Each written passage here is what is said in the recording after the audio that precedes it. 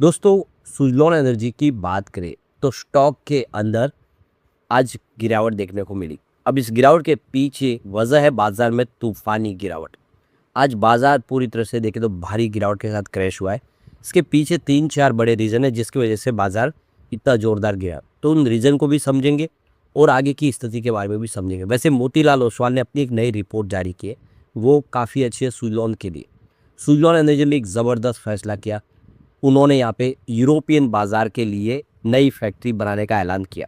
यानी उनको अब अपना जो बिज़नेस है इंडिया के बाहर फिर से फैलाने की तैयारी जो की है उसका यहाँ पे अब उन्होंने एक तरह से देखिए ट्रेलर हमारे सामने आ चुका है। तो पूरी अपडेट क्या उसको समझने की कोशिश करेंगे और किस तरह से सुज़लॉन एनर्जी जो 2.0 शुरू हो चुका है, सुज़लॉन सिर्फ अब विंड टरबाइन तक सीमित नहीं रहेगी। ये पूरी तरह से रिन्यूएबल सेक्टर की एक बड़ी कंपनी बनने जा रही है। वो क्या रणनीति बनेगी समझेंगे। लेकिन फ्रेंड्स उससे पहले अगर आप पहली बार हमारे चैनल पे आए तो चैनल को सब्सक्राइब कर दीजिए, एक बेल आइकॉन दबा दीजिए ताकि जब भी नया वीडियो बने पहला नोटिफिकेशन आपको मिले। वीडियो पसंद आए तो लाइक से जरूर कीजिए। चलो फ्रेंड्स वीडियो स्टार्ट करते हैं। मैं हूँ आपका दोस्त एसबी दवे और हमारे अपने चैनल ऑनलाइन कमाई में आपका बहुत बहुत स्वागत है। सबसे पहले सुज़लॉन एनर्जी के कारोबार से पहले बाजार की बात करेंगे तो 76,015 पर सेंसेक्स ने क्लोजिंग दी है 1312 पॉइंट की भारी गिरावट के साथ, यानी 1.70% गिरा बीएससी सेंसेक्स। ज़बरदस्त गिरावट और ऊपर के लेवल से देखें तो यानी जो 86,000 का स्तर है वहाँ से फिर से बाजार 10,000 पॉइंट नीचे आ गया है। तो आज जो बाजार में भयंकर गिरावट यानी जो सेंसेक्स और निफ्टी 1.70% गिरा, इसके पीछे एक तो यूएस ईरान की जो पीस डील होने वाली थी उस पर ब्रेक लग गया है और दूसरे और भी फैक्टर है जिन्होंने यहाँ पे इफेक्ट किया, उनको एक एक करके समझ देते हैं। तो यहाँ पे पहला जो रीज़न बन रहा है वो है यूएस प्रेसिडेंट डोनाल्ड ट्रंप का बयान जो संडे को उन्होंने दिया है। उन्होंने ईरान की तरफ से जो प्रपोजल दिया था यूएस को उसको मानने से इनकार कर दिया है। और मिडिल ईस्ट के इस टेंशन के बीच में आप देख सकते हो कि यूएस प्रेसिडेंट को बिल्कुल वो प्रपोजल पसंद नहीं आया और उनको ऐसा लगता है कि ये युद्ध आगे और भड़केगा, अब यहाँ पे रुकने की संभावना है। क्योंकि देख सकते हो कि जो भी प्रपोजल रख रहा है ईरान, वो उसके एक भी पॉइंट यूएस को पसंद नहीं आ रहा है। यूएस अपनी शर्तों पे इस युद्ध को ख़त्म करना चाहता है जबकि ईरान ऐसा करने को तैयार नहीं है। तो ये जो रणनीति है ये आने वाले समय युद्ध को और भड़का सकती है। जो स्टेट ऑफ हॉर्मुज है वहाँ पे नाकाबंदी और बढ़ सकती है जिससे बाजार में क्रूड ऑयल की प्राइस में बहुत बड़ा बढ़ाका हो सकता है। दूसरा जो रीज़न बाजार के गिरने का वो है ऑयल की प्राइस। देख सकते हो कि ऑयल की प्राइस में ज़बरदस्त जंप देखने को मिला जैसे पता चला कि ये जो शांति वार्ता ये अब नहीं हो आगे बढ़ेगी, तो इससे ऑयल प्राइस में ज़बरदस्त बढ़ोतरी हुई। तो देखिए जो ब्रेंट क्रूड है उसमें 2% की जंप के साथ 104 प्रति बैरल डॉलर के हिसाब से प्राइस बढ़ चुकी है। और WTI क्रूड ऑयल की बात करें फ्यूचर में 3% की जंप के साथ 98 प्रति बैरल डॉलर की प्राइस हो चुकी है। तो इस तरह से क्रूड ऑयल की प्राइस जो बढ़ी है जो महंगाई का बहुत बड़ा खतरा है। तीसरा जो बड़ा रीज़न बना पीएम मोदी जी की अपील जो देश से की गई है। तो संडे को ही अगर आप देखें तो हमारे पीएम नरेंद्र मोदी जी ने देश से अपील की है कि आप वर्क फ्रॉम होम करने की कोशिश करें, यानी जितना हो सके आप ट्रांसपोर्टेशन का इस्तेमाल कम करें और करें तो प्राइवेट पब्लिक ट्रांसपोर्ट का इस्तेमाल करें, मतलब प्राइवेट जो भी व्हीकल है उसका इस्तेमाल कम करें। क्योंकि हमें पेट्रोल डीजल को बचाना है, क्योंकि भविष्य में फ्यूल की कंजम्पशन बढ़ेगी तो फिर प्रॉब्लम हो सकती है। क्योंकि ये हम इंपोर्ट करते हैं और ये हमारे देश का जो हमारा डॉलर है इंडिया का वो यहाँ से निकला जिससे देश के अंदर प्रॉब्लम हो सकते। तो एनर्जी प्राइस बढ़ेगी, इसके लिए उन्होंने कहा है कि जितना हो सके हमें पेट्रोल डीजल का इस्तेमाल कम करना।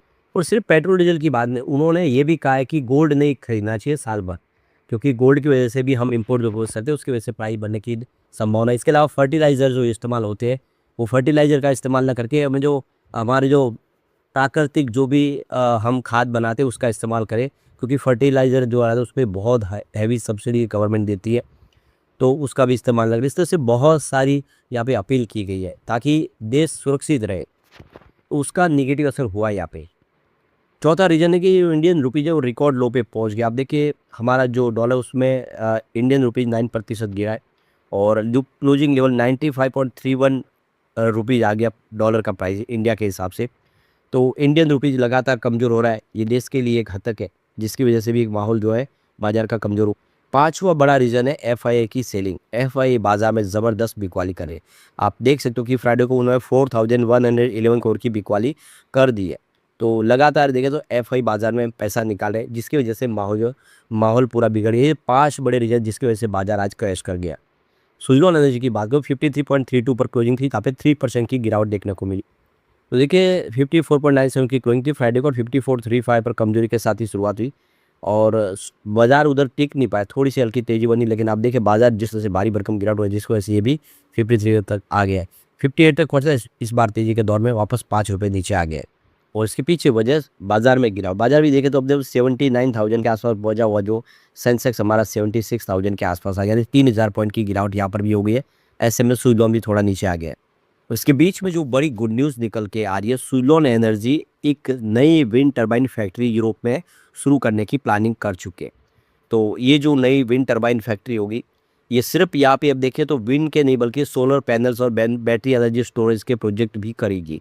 यानी पूरी तरह से रिन्यूएबल सेक्टर की एक बड़ी कंपनी बनने जा रही है सुज़लोन एनर्जी यूरोपियन मार्केट में।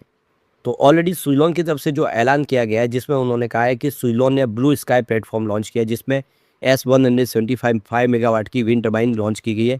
इसके अलावा S163 जो 6.3 मेगावाट की विंड टरबाइन है, ये विंड यूरोपियन बाजार के लिए इन्होंने लॉन्च की है। तो ये एनुअल इवेंट जो हुआ है, मैं देख सकते हो 2026 का, उसमें इन्होंने इसको देख सकते हो कि ये जो नई विंड टरबाइन है उसको उन्होंने वहाँ पे बताया है और ये पुरानी जो विंड टरबाइन वहाँ पे है जो अब काम करने लायक नहीं है, उसको अपग्रेड करने के लिए नई विंड टरबाइन लाई जा रही है। और फैक्ट्री का प्लान है, सुज़लोन के वाइस चेयरमैन गिरीश तांती ने कंफर्म किया है कि कंपनी एक बड़ी मैन्युफैक्चरिंग फैक्ट्री लगा रहे ग्लोबल मार्केट के लिए, जो ग्लोबल लेवल के स्टैंडर्ड लेवल के प्रोडक्ट बनाएंगी। तो कंपनी बहुत तेज़ी से अपने बिजनेस को बढ़ाने की प्लानिंग लेके चल रही है। तो सुज़लोन का 2.0 शुरू हो चुका है, जिसमें आप देखें तो कंपनी यहाँ पे R&D सेंटर जर्मनी में यहाँ पे बढ़ा रही है। इसके अलावा नीदरलैंड, डेनमार्क में भी कंपनी अपनी कैपेसिटी इंस्टॉल कर रही है। लोग धीरे धीरे यूरोपियन बाजार में अपनी पकड़ मजबूत कर रही है और अपना बिजनेस है जो पूरी तरह से अब सिर्फ इंडिया के बाजार पे नहीं बल्कि ग्लोबल मार्केट में भी जहाँ पे आवश्यकता है वहाँ पे बढ़ा रही है। यही कुल मिला के अपनी साइज बढ़ाने की कोशिश हो रही है। ये सुज़लोन के लिए एक बहुत अच्छी गुड न्यूज़ है। अब मोतीलाल ओसवाल ने अपनी नई रिपोर्ट जारी की है। उन्होंने इस लेटेस्ट रिपोर्ट में बताया कि अप्रैल 2026 में करीब 187 जो कंपनियां हैं BSE 200 में, उन्होंने यहाँ पे काफ़ी अच्छी डोमेस्टिक और एफआई की बाइंग देखी है। तो ये जो BSE की टॉप 200 कंपनियां हैं उसमें देखें तो अदानी ग्रुप की company Adani green energy limited से सबसे ऊपर रही है, जिसने 52% की शानदार तेज़ी बताई है। और इसके बाद में अदानी पावर 47% की तेज़ी बताई है। ओरेकल फाइनेंस सर्विस ने 45% का जंप बताया है।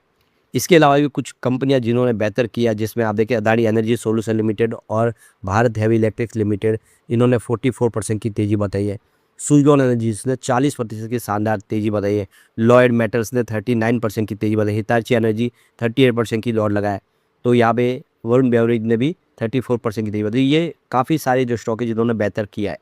अब यहाँ पे मोतीलाल ओसवाल के हिसाब से अप्रैल महीने में देखो DI ने $5.4 बिलियन का निवेश किया है और यहाँ पे देखो कि उन्होंने 33 महीनों से लगातार ये खरीदारी जारी रखी हुई है।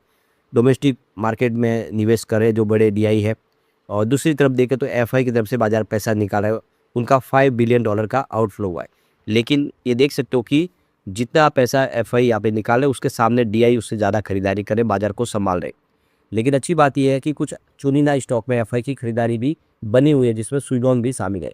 तो ऐसे में हम ये जो कह सकते हैं कि आने वाले समय सुज़लोन बाजार संभल दे फिर ज़बरदस्त कर सकता है। फिलहाल बाजार में गिरावट है, ऐसे में हर शेयर जो है नीचे आ जाए वो दिखाई देगा। लेकिन फ्रेंड्स, कोई भी इन्वेस्टमेंट करने से पहले अपने फाइनेंशियल एडवाइजर से एडवाइस ले ले या अपना खुद का रिसर्च करें, क्योंकि मैंने वीडियो आपके एजुकेशनल पर्पज़ के लिए ही बनाया। वीडियो पसंद आए तो लाइक से जरूर कीजिए और चैनल को सब्सक्राइब कर दीजिए। Thank you friends.